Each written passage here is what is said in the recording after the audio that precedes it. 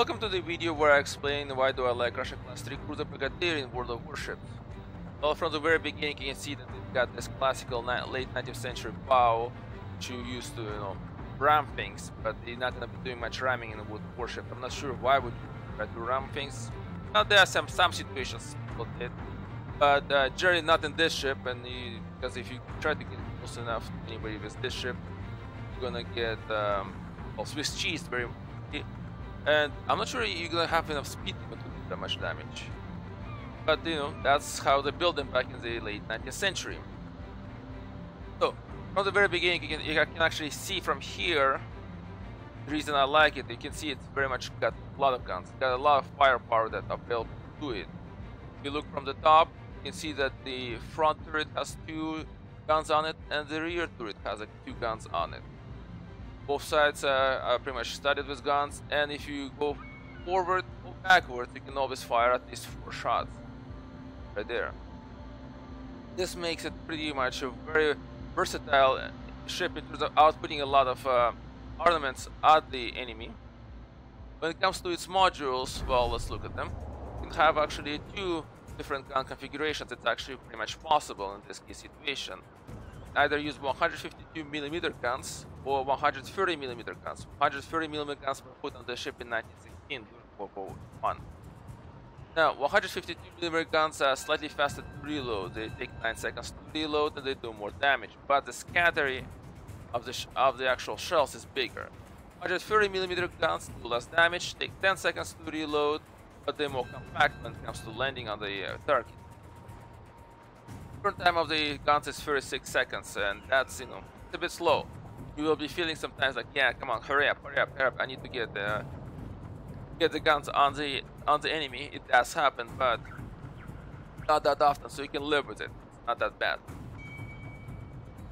So the actual hull of the ship is 23,000 hit points, pretty good. The armor is 6 to 150mm. Now, if you look at the actual layout of the armor, now you're gonna see the problem. It's only around the conning tower and the turrets that you get the armor. The rest of the ship is paper thin. So this is not a St. Louis type of cruiser which can stand toe-to-toe with a battleship. No, this is a support ship. You will be letting St. Louis type of cruisers for your battleships going forward, attracting attention of the enemy, and then you're gonna be following in, right? So you let those guys take the damage, but you're gonna be helping out as a counterattack. That's pretty much the role of the ship. So you got 14 turrets, got no anti-aircraft cover, you got no anti-aircraft guns. That means you're not gonna be guarding the aircraft carriers, and that means if you are gonna be getting attacked on your own there, you have to make sure that you maneuver out of the way. It's possible to do it with the maneuverability of the ship, but it gets harder because it's you're not gonna be going at a full speed. Now here we are. Have the distance of fire 11.4 kilometers.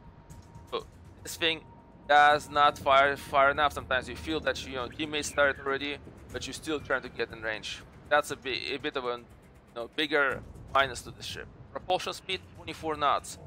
Since you're following up with a battleship, not really racing anywhere. You don't really want to race into the battle. So 24 knots is perfectly fine speed for this ship. Alright, let's go into a battle and I'll talk about a bit the history of the ship. So in 1898, Japan begins to build up its Pacific fleet. Well, all its fleet is always Pacific, actually, so never mind.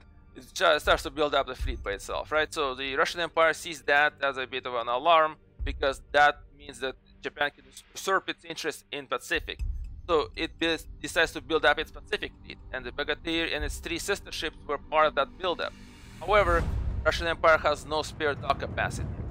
Oh, this is gonna be a small battle here that's gonna be going in. What do you do? Well, the Russian Empire does what it always did. It goes to foreign powers, and it goes to other powers and goes to foreign shipyards and says, here's what we want. Do you guys want to bid on this contract? And okay, we're going. That's St. Louis. Yes, thankfully it's St. Louis. Okay, we're gonna be going with a St. Louis. Okay.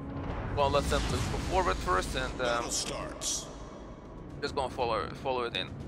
So they say, okay, here's a contract, and you're gonna do. Who wants to build it? submit your designs and your costs and all that stuff. And so a German firm called AG Wolkenstein the contract. The contract is signed in 1898, but because the contract, you know, pretty much specifies that only one ship is going to be built in Germany, the rest of it will be built in Russia, so all the plans will be turned over to the Russian engineers. The Russian engineers still have a certain amount of input into how the ship is going to look like, how they're going to be built. That results in a certain delay in construction. So the ship is only launched in 1901. So the delay is because they're trying to sync their ideas of what the ship is going to be like. By 1902, the ship sails to Vladivostok in the Pacific. It becomes part of a cruiser squadron there. That's where it beat the beginning of the Russo-Japanese War, in which it participates pretty much doing the standard thing, you know, harassing enemy communications. That's there. Oh, I don't want to shoot at St. Louis. I want to shoot at the destroyer. The destroyer. Those guys are probably somebody decided to go 3-4s. No, there's St. Louis though, so. Ooh, I'm not getting incoming. Let's maneuver. I need to get that destroyer though.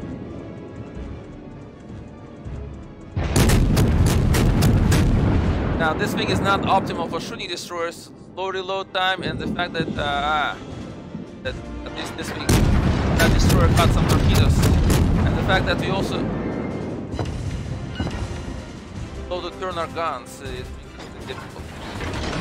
So once in the Pacific during the Russo-Japanese War, okay, I gotta get out of that St. Louis range. Two of them there, that's bad enough already. Okay, here it comes out. Come on.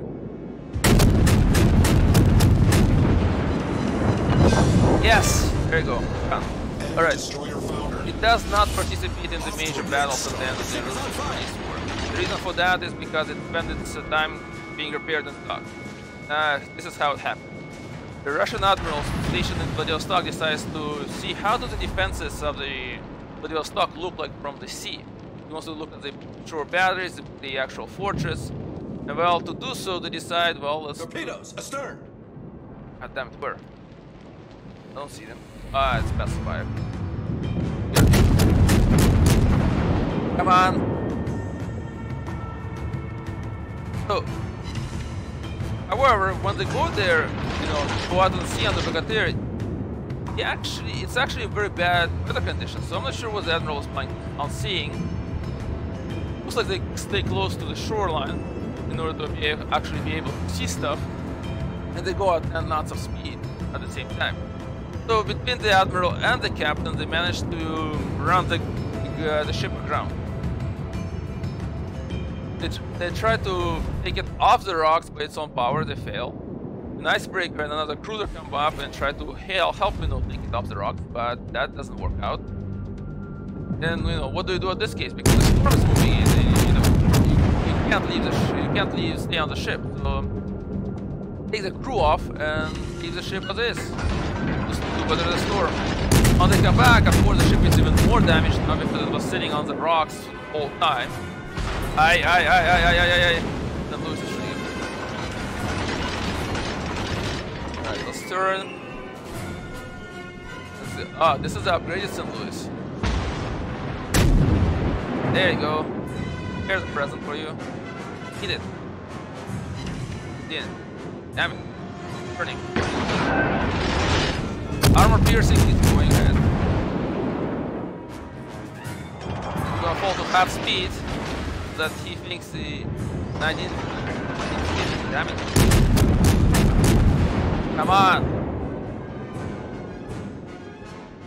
So they come back, the ship is more damaged, they need to take it off the rocks, they completely unload everything, they unload the coal, they unload supplies, they even take off the frontal gun from the ship, take it off the rocks. Managed to take it off the rocks.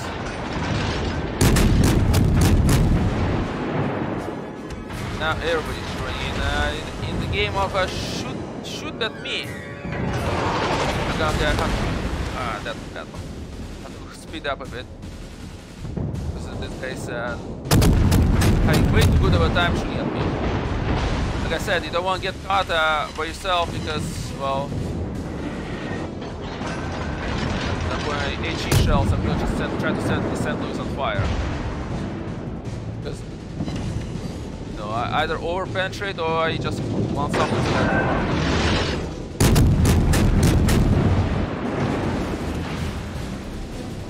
Let's try to get out of the rain. Shooting heavy armor piercing at me is not something that's, you know, the best idea. Because not like I